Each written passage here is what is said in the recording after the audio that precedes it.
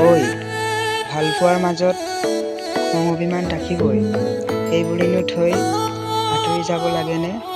মোৰ পৰা আঁঠু গুৰি আহা না, তোক এবাৰ চাবলৈ মন গৈছে বৰকৈ।